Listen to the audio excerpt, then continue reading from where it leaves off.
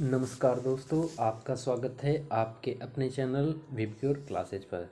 मैं आपका मित्र अंकित कुमार आपके बीच फिर उपस्थित हूँ कुछ महत्वपूर्ण करंट अफेयर्स के प्रश्नों के साथ, जिसमें आज मैं 17 फरवरी 2023 के करंट अफेयर्स के कुछ महत्वपूर्ण प्रश्न देखने वाले हैं। तो जिसके क्रम में सबसे पहला प्रश्न देखने से पहले आप सभी लोगों से बता दें कि जो भी मित्र भाई बहन इसकी पीडीएफ चाहता है वो हमारे चैनल के पेज पर जाके डिस्क्रिप्शन बॉक्स में जाके टेलीग्राम ग्रुप ज्वाइन कर सकता है।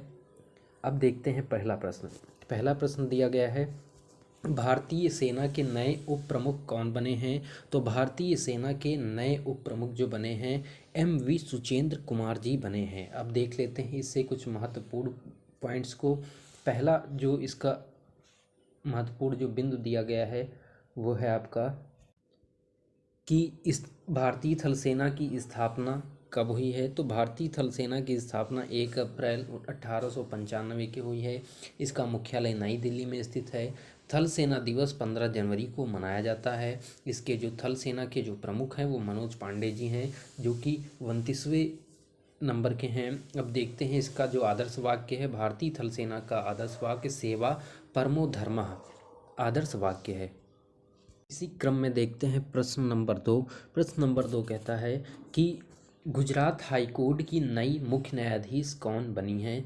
तो गुजरात हाई कोर्ट की जो नई मुख्य न्यायाधीश बनी है वो बनी है सोनिया गिरधर गोकानी जी। अब देख लेते हैं इसके कुछ इंपॉर्टेंट पॉइंट को। गुजरात न्यायालय, इसकी स्थापना हुई है 1 मई 1960 को। अगर आपसे पूछा जाए कि गुजरात न्यायालय की स्थापना कब हुई है, तो गुजरात न्यायालय की स्थापना 1 मई 1960 को हुई है। इसका मुख्यालय कहाँ स्थित है, तो इसका मुख्यालय अहमदाबाद में स्थित है। अब चलते हैं प्रश्न नंबर 3 पर। दुनिया का पहला पूरी तरह से ऑपरेशनल स्वार्म ड्रोन सिस्टम किस देश की सेना को मिला है। तो दुनिया का जो पहला पूरी तरह से ऑपरेशनल स्वार्म ड्रोन सिस्टम है वो भारत देश को मिला है। अब देखते हैं इसके कुछ इंपॉर्टेंट पॉइंट को। इंपॉर्टेंट पॉइंट में क्या दिया गया है, बेंगलुरु में स्थित स्टार्टअप न्यू स्पेस रिसर्च ने भारतीय सेना को स्वार्म ड्रोन वितरित किया है, जो सेना को इन उच्च डेंसिटी वाले स्वार्म ड्रोन को संचालित करने वाला दुनिया का पहला प्रमुख सशस्त्र बल बनाता है। अब देखते हैं प्रश्न नंबर 4 पर देखते हैं, पर्यावरण संरक्षण के लिए किस राज्य केंद्र शासित प्रदेश में भारत की पहली समुद्री स्थानिक योजना MSP की शुरुआत की गई है। तो दुनिया की जो पहली MSP की जो शुरुआत हुई है वो हुई है पुदुचेरी से। तो इसका जो राइट आंसर हो गया पुदुचेरी हो गया है। अब इसके कुछ इंपॉर्टेंट पॉइंट देखे ले रहे हैं। इस योजना का उद्देश्य समुद्री संसाधनों को सतत प्रबंधन और तटीय पर्यावरण संरक्षण के साथ साथ विकास को संतुलित करना है।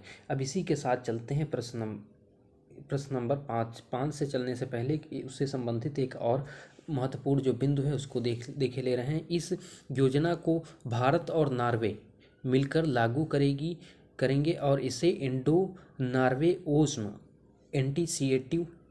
इनिशिएटिव के नाम से लागू किया जा रहा है। अब देखते हैं प्रश्न नंबर 5 क्या है, Swiss air tracking index 2023 IQ air 2023 के अनुसार दुनिया का सबसे ज़्यादा प्रदूषित शहर कौन सा है।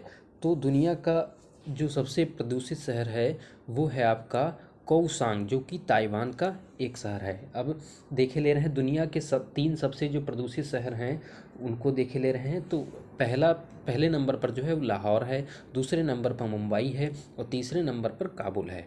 तो अगर आपसे पूछा जाए कि दुनिया के सबसे प्रदूषित शहर में प्रथम पोजीशन पर कौन है, तो है आपका लाहौर, जो कि पाकिस्तान से है। और फिर सेकंड नंबर पर मुंबई, जो कि भारत का है। और काबुल फिर अब ये क्या है, कहाँ का है, अफगानिस्तान का। अब देखते हैं प्रश्न नंबर 6 है, जलाशयों के संरक्षण के लिए प्रधानमंत्री नरेंद्र मोदी ने जल जन अभियान का शुभारंभ किया है। अब ये शुभारंभ कहाँ से किया है, तो ये शुभारंभ किया है सिरोही राजस्थान से।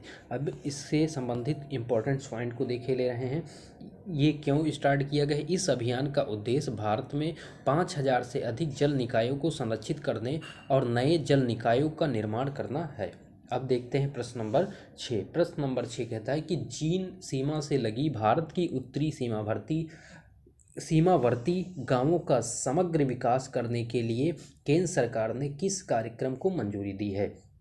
तो केंद्र सरकार ने सीमावर्ती जो चीनी सीमावर्ती जो क्षेत्र हैं उनसे जो सटे हुए गांव हैं उनका विकास करने के लिए वाइब्रेंट विलेजेस प्रोग्राम को शुभारंभ किया है। अब देखते हैं कुछ इसके इम्पॉर्टेंट पॉइंट। इसके इम्पॉर्टेंट पॉइंट में क्या दिया गया है कि केंद्र सरकार के इस फैसले से जहां सीमावर्ती गांवों का पलायन रुकेगा वहीं देश की उत्तरी सीमा भी मजबूत होगी। इसी क्रम में देखते हैं प्रश्न नंबर 7, भारत में विश्व स्तरीय विज्ञान केंद्र और तारामंडल का निर्माण कहाँ किया जाएगा? तो भारत में विश्व स्तरीय जो विज्ञान केंद्र और तारामंडल है उसका निर्माण किया जाएगा कोटा में।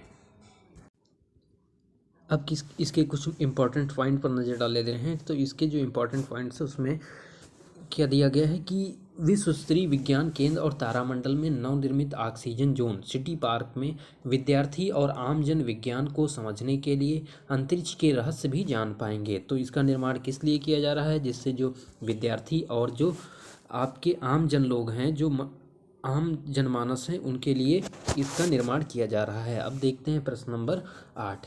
तो प्रश्न नंबर 8 क्या कहता है कि G20 सांस्कृतिक कार्य समूह की पहली बैठक कहाँ आयोजित की जाएगी? तो G20 है उसकी जो पहली बैठक है उसको खजुराहो मध्य प्रदेश में आयोजित की जाएगी। इसका जो थीम है उसको देख ले रहे हैं। तो इसका जो थीम है protection and resolutions of cultural property. तो इसका थीम क्या है? Protection and resolutions of cultural property. अब देखते हैं प्रश्न नंबर 9। प्रश्न नंबर 9 क्या कहता है कि चिकित्सा के क्षेत्र में वोल्फर पुरस्कार 2023 से किसे सम्मानित किया गया है?